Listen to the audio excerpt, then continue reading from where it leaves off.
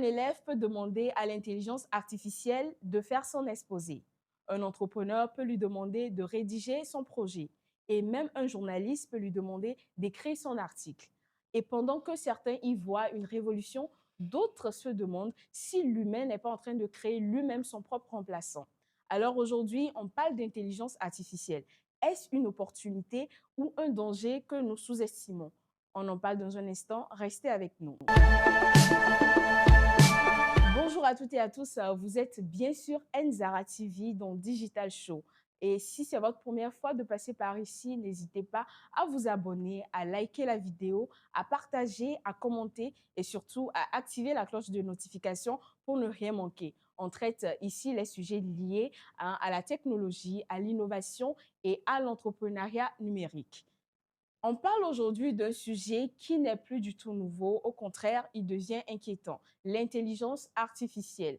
Alors, elle s'est imposée dans notre quotidien à une vitesse vraiment surprenante. Et aujourd'hui, on a un acteur du domaine qui va essayer de nous éclairer la lanterne là-dessus.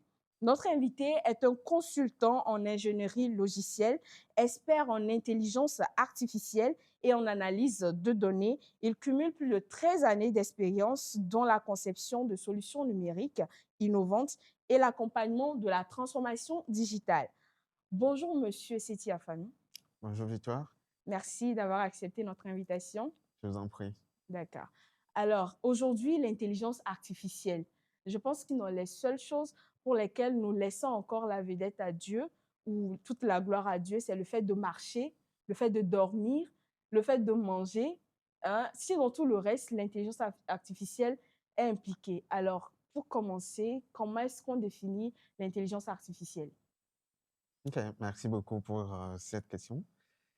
Alors, l'intelligence artificielle aujourd'hui, je dirais qu'il y a beaucoup de confusion sur le sujet. D'accord. Déjà, la définition, l'IA, c'est un domaine assez vaste qui regroupe en fait l'ensemble des études, de procédés techniques qui permettent de faire fait par des machines ce qui est censé être fait par des humains. Basiquement, c'est ça. Basiquement. Oui. Donc, ce que normalement l'humain devait faire, c'est ce que la machine fait. Donc, Oui, on peut sous-entendre cela. Je dirais que c'est de la simulation en fait derrière. OK. On peut se dire que les machines essaient en fait de copier des capacités humaines. Donc, veut dire que c'est l'humain qui programme cette intelligence artificielle pour qu'elle nous génère des réponses. Parce que beaucoup pensent que l'humain, enfin, l'IA est réduit à l'humain, enfin, ou l'humain est réduit à l'IA, un truc comme ça. Oui, oui, absolument. Ce sont les codeurs, genre les ingénieurs IA en fait, IA. qui développent les modèles d'intelligence artificielle. Mais sauf que cette programmation n'est pas explicite. Donc, du coup, les développeurs s'appuient sur des modèles statistiques ou sur une technologie spécifique de l'intelligence artificielle pour développer le modèle d'IA. Ensuite, on va utiliser des données pour pouvoir faire de l'entraînement de ce modèle sur ces données afin de permettre au modèle de pouvoir faire de la prédiction future. Donc, c'est ce qui est utilisé basiquement en développement de modèles IA. Et nous avons aujourd'hui deux types d'entraînement qui sont les plus utilisés. Nous avons l'entraînement supervisé et l'entraînement non supervisé. Donc, l'entraînement supervisé, c'est-à-dire que nous prenons des données qui sont déjà labellisées. Donc, nous connaissons, nous mettons des étiquettes en fait sur ces données. Si on prend par exemple de différentes photos d'un chien et d'un chat, on va les étiqueter pour permettre à l'IA de savoir que cette photo est liée à un chien et cette photo est liée à un chat. OK. Donc, ce qui permettra après à l'IA de pouvoir identifier un chien ou un chat sur une photo. OK. Oui, voilà un Voilà. peu. Donc, tout ce qui est réponse gérée par l'IA, Ouais. on retient en fait que c'est un modèle que l'humain a suivi Ouais, pour en faire un autre modèle. tout à fait. Voilà. Ouais. Et maintenant, en ce qui concerne les métiers du futur, on a tendance à penser que l'IA absorbera beaucoup de métiers. Qu'est-ce que vous en dites réellement? Ça, je pense que c'est un sujet assez sensible Oui. que j'ai l'habitude d'esquiver. Non, mais aujourd'hui, vous D'accord? n'allez pas l'esquiver quand même. Oui, on va essayer. Alors, on est d'accord que l'intelligence artificielle, ça se développe d'une manière très, très exponentielle. Et ce qui fait qu'on a tendance à croire que la majorité des métiers seront remplacés par l'intelligence artificielle. Effectivement. Oui, ça se fait voir dans quelques domaines, mais sauf qu'il y a des domaines qui pourront pas, ou il y a des activités qui ne pourront pas forcément se faire remplacer totalement par l'intelligence artificielle. Je peux donner comme exemple l'assistanat ou le secrétariat, le travail des commerciaux. Oui. Vous voyez un peu? Voilà, Aujourd'hui, qui s'est fait absorber, c'est ça? ah Ou qui oui, ne se fera pas? dans les pays développés aujourd'hui, il y a déjà des modèles, il y a des boîtes qui font déjà de la prospection Mm, basée sur l'intelligence artificielle. mm, Donc, ils s'appuient sur des données fournies par Google Maps mm. pour pouvoir trouver des prospects automatiquement et de pouvoir contacter ces prospects pour pouvoir les chatter. Donc, c'est un robot qui te parle, mais derrière, toi, tu te dis que tu es en train de converser Avec un humain. avec un humain, un commercial. Mm. Voilà. Donc, pour ce cas de métier, je pense quand même que c'est un peu chaud. Là, aujourd'hui, en Occident, oui, mais les métiers qui nécessitent beaucoup plus de la créativité auront du mal à se faire absorber en totalité par l'intelligence artificielle. Mm. Oui. Et là, on peut citer quel métier, par exemple? Bon, je peux aller basiquement sur la peinture, d'accord? D'accord. C'est vrai qu'aujourd'hui, avec des modèles de diffusion, en intelligence artificielle, ce sont les modèles de diffusion qui permettent de pouvoir générer tout ce qui est contenu multimédia. Donc, si on prend les images, les vidéos, du son, etc., oui, ces modèles fonctionnent très bien, ce qui fait qu'aujourd'hui même, on n'arrive plus à déceler des images qui ont été générées par Par l'intelligence l'intelligence artificielle. artificielle. Ouais. Donc, ces modèles, ça fonctionne bien, mais sauf qu'arrivé un moment, quand on veut prendre le métier d'un peintre comme étant de l'art, je pense quand même que l'inspiration qu'il faut, ou ce que met l'humain dedans en créant cet art n'est pas pareil À ce que à ce fera que fera l'intelligence? l'intelligence artificielle. Ok. Puisque l'intelligence artificielle se base déjà sur des données qui ont été utilisées lors de son entraînement. C'est vrai que ça développe aussi le côté créatif, mais sauf que c'est très limité, Ok. selon moi. D'accord. Ouais. Et parlant de ça, j'ai entre-temps vu une vidéo qui circulait où un robot était dans un champ en train de faire le travail d'un agriculteur.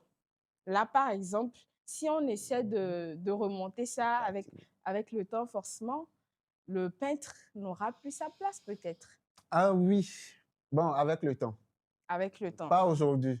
Parce que le temps qu'on arrive là, quand même, il faut beaucoup de la production, de la donnée. Et ce qui pose aussi problème pour moi, c'est que, voilà un peu, aujourd'hui, les humains se substituent trop à l'intelligence artificielle. On ne veut plus trop réfléchir, donc ce qui limite aussi l'avancée de la chose. Pourquoi? Parce qu'il faut quand même de nouvelles données. Il faut de nouvelles données d'entrée pour pouvoir améliorer efficacement l'intelligence artificielle. Mm. Mais si l'humain se contente à utiliser des données qui sont déjà produites par l'IA, qui dépendaient initialement aussi de l'intelligence humaine, je pense quand même que ça crée un petit cercle là Mm. et ce qui bloque l'évolution et de l'intelligence humaine et de l'intelligence artificielle. D'accord. Ouais. Donc, on retient que forcément, certains métiers seront absorbés par l'IA, tandis que d'autres non. Ceux qui relèvent de tout ce qui est créativité et tout. Donc, on espère qu'ils ne seront pas totalement absorbés par l'intelligence artificielle. Oui, oui. Je D'accord, pense bien qu'on pourra juste dire qu'on espère bien, d'accord. hein, qu'on ne se fera pas tous absorber par l'intelligence artificielle. Artificielle. Et moi, ce que je donne plutôt comme conseil, c'est euh, de, d'embrasser la chose. Parce que ce qui est clair, c'est que dans un métier donné, quelqu'un qui utilise l'intelligence artificielle aura plus de capacité à résolver les tâches et aussi rapidement comparé à quelqu'un qui ne l'utilise pas. Mm. Donc, ceux qui ont des compétences en usage de l'IA auront beaucoup plus Plus de pages, d'avance. d'avantages en fait, sur le marché Mm. comparé à ceux qui ne l'adoptent pas. Ok. Voilà. Et parlons de ça, si on va dans le domaine de l'éducation, on voit qu'aujourd'hui, beaucoup d'élèves utilisent l'intelligence artificielle. Il suffit juste d'un petit exercice, voilà, l'intelligence artificielle, même dans nos entreprises, lorsqu'on donne la tâche à plusieurs, ceux qui vont tenter d'utiliser leur propre cerveau, leur propre connaissance, on verra qu'ils mettront plus de temps que ceux qui utilisent l'intelligence artificielle. Comment est-ce que vous pouvez répondre à cette question? Comment, voilà, est-ce que l'humain devrait utiliser normalement l'intelligence artificielle? Bon, je pense que c'est assez profond, Ouais, cette question, ouais, mais je vais essayer de l'attaquer d'une manière très simple. oui, Vous voyez, pour moi, l'éducation, ça fait partie, en fait, des ressources que nous avons pour pouvoir développer nos capacités cognitives en tant qu'humain. mm, Parce que si tu passes pas par l'éducation, je pense que tu seras assez euh, innocent ou fainéant sur des sujets. oui, Tu seras illettré, voilà un peu. mm, Donc, tout cela, en réalité, c'est lié à des compétences cognitives de l'être humain.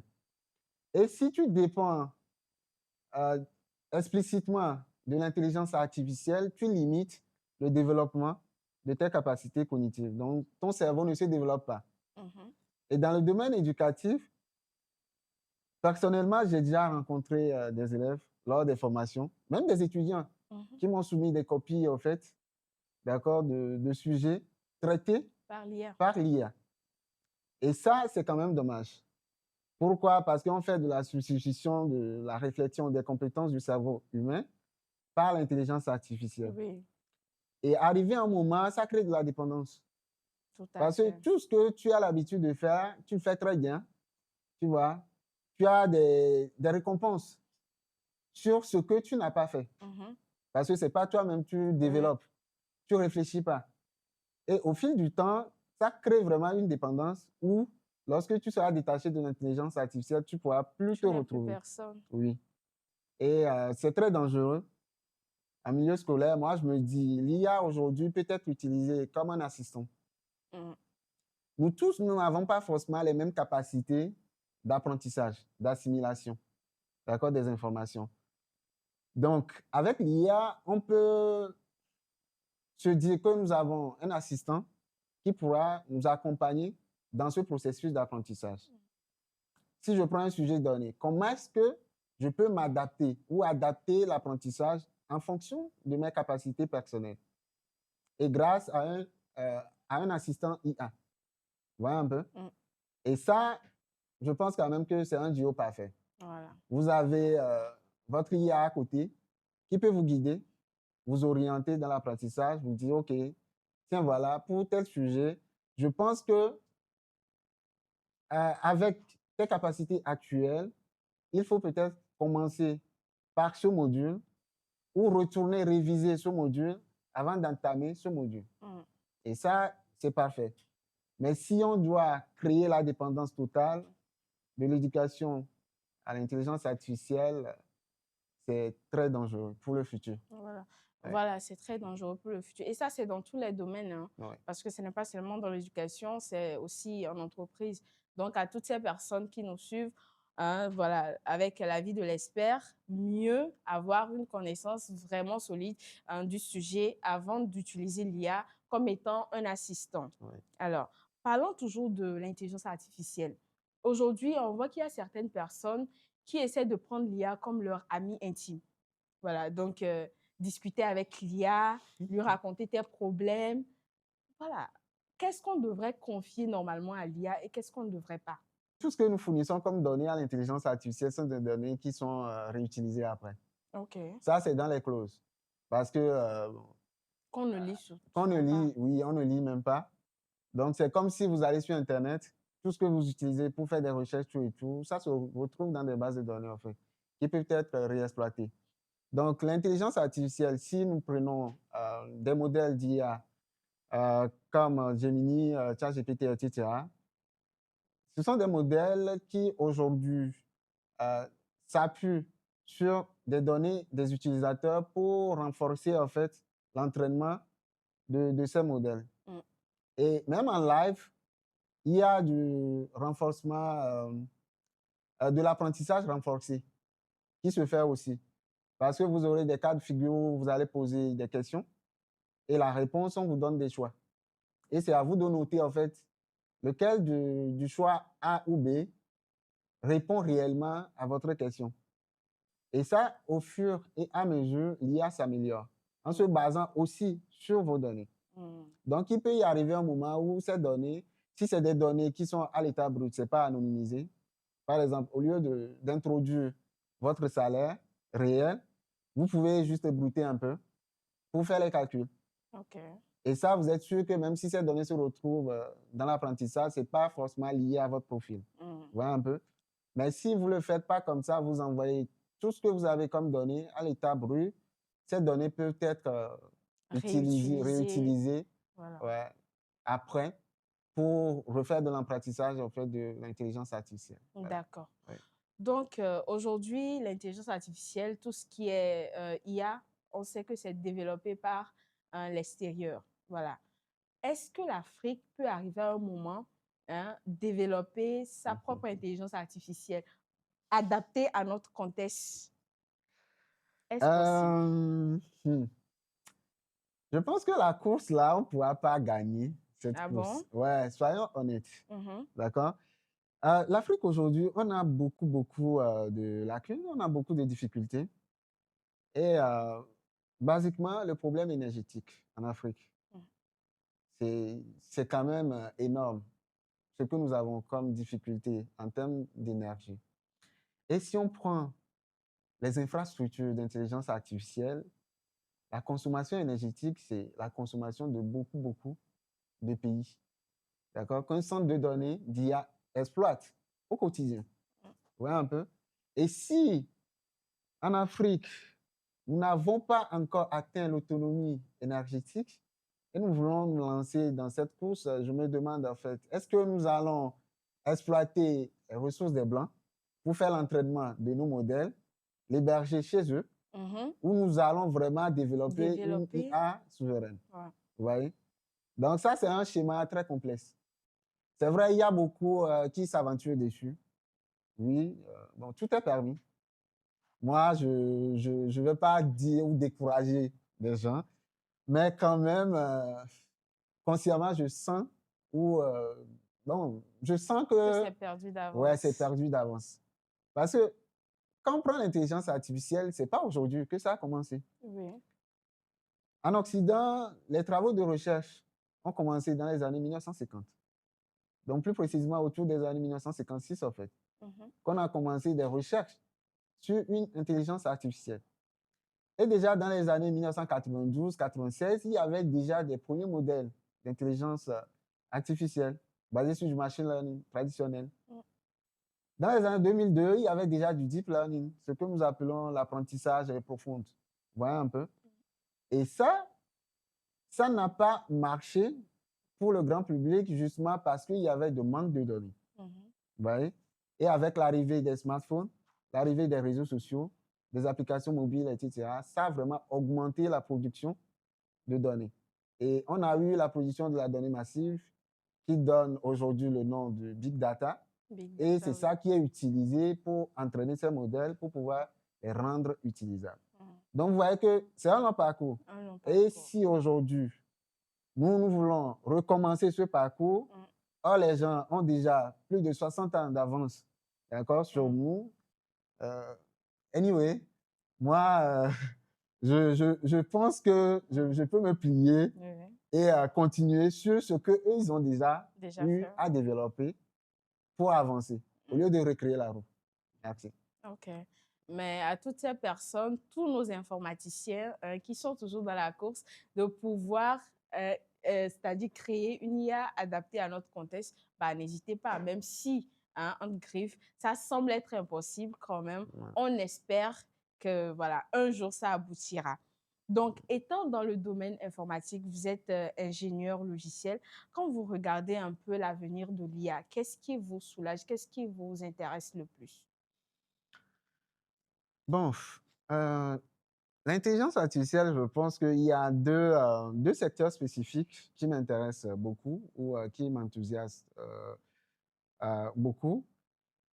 Euh, je parlerai des grands modèles de langage, des LLM. Donc, ce sont ces modèles, en fait, qui ont permis à l'intelligence artificielle de pouvoir converser avec les humains aujourd'hui. Vous voyez?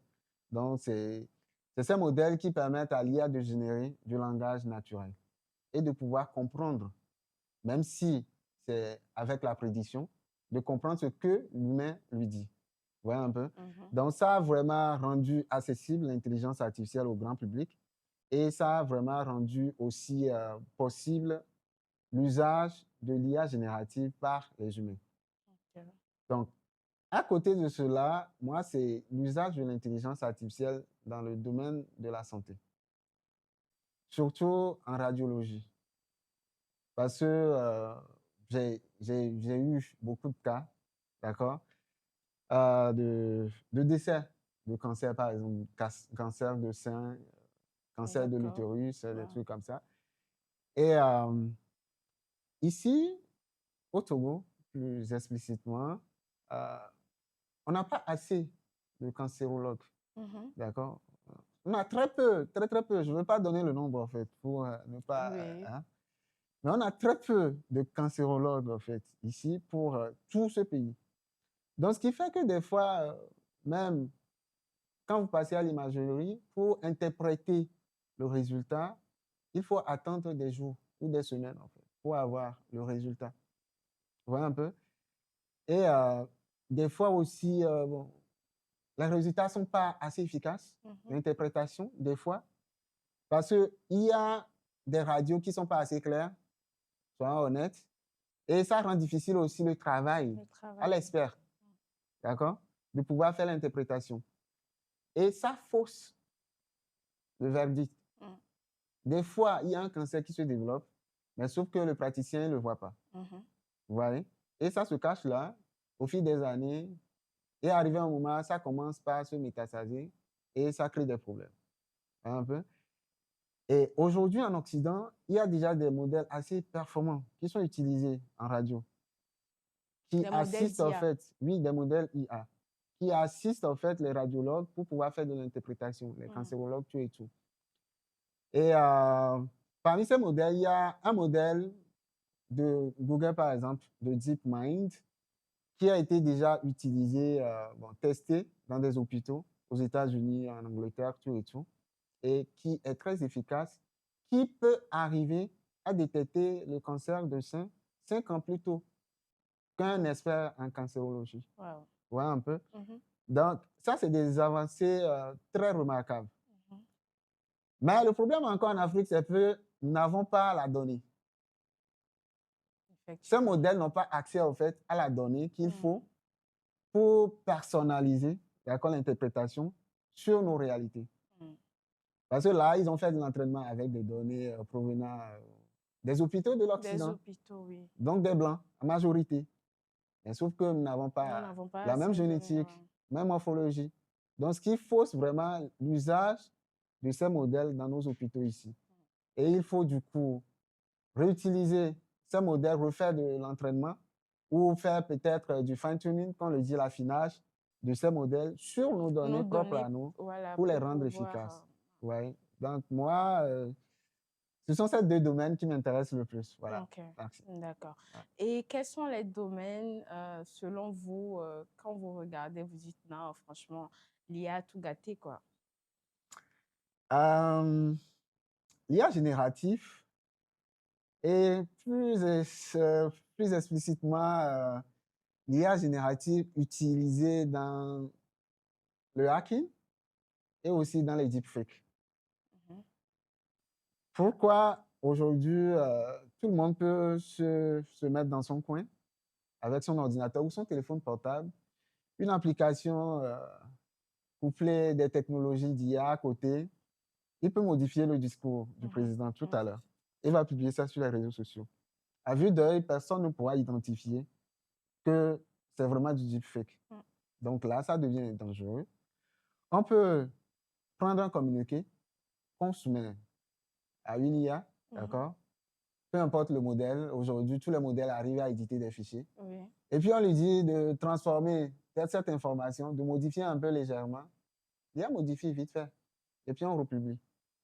Les gens croiront que c'est du vrai, Mhm. mais c'est du fake.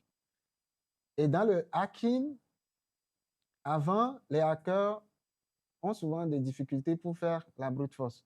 La brute force, c'est une technologie qu'ils utilisent, en fait, un mécanisme pour pouvoir faire de la prédiction du mot de passe ou couple mot de passe et adresse email, identifiant mot de passe, en fait, d'un compte utilisateur, mais basé sur un dictionnaire de données que eux-mêmes ils produisent de manière mixte.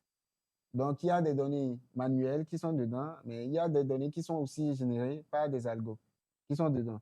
Donc, ils utilisent ces dictionnaires pour pouvoir faire de l'ingestion en continu et arriver à un moment, ils pourront détecter le couple qui marche. Mais aujourd'hui, avec l'intelligence artificielle, tu n'as plus besoin de créer un dictionnaire comme ça. Pas du tout. Tu donnes juste des instructions à l'intelligence artificielle qui génère des couples en continu pour toi Mhm. et qui peut même essayer de faire la connexion pour toi en continu. Donc, si on prend un compte qu'un hacker pourra sauter avant dans le temps, au bout d'un mois, Ah, c'est aujourd'hui, en facile. quelques minutes, Ouais, le c'est hacker il facile. pourra faire sauter le compte. Alors, Monsieur Setti, on tend vers la fin de cette émission, mais avant de nous séparer, un petit exercice, hein, histoire de récapituler toute l'émission. Est-ce que l'IA est plus intelligente qu'un humain? Vrai ou faux? L'IA est plus intelligente qu'un humain? Ça dépend. Ça dépend.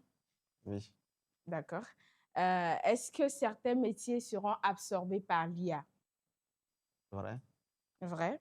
Voilà. Et est-ce que le fait qu'un élève utilise l'IA pour ses devoirs, est-ce que c'est de la triche? vrai. Vrai. OK. Donc, voici un peu de façon ramassée ce petit exercice, histoire de permettre à toutes ces personnes qui nous ont capté en cours de route de comprendre un peu. Aujourd'hui, on parle d'intelligence artificielle, on parle de ce que l'intelligence artificielle est capable de faire et aussi les dérives hein, qui peuvent être hein, conduites par cette intelligence artificielle. Donc, nous voilà à la fin de cette émission. Qu'est-ce que vous avez à dire à toutes ces personnes qui nous suivent en ce qui concerne l'intelligence artificielle? Alors, ce que j'ai à partager avec les téléspectateurs, pour moi, c'est de vraiment savoir comment utiliser l'intelligence artificielle.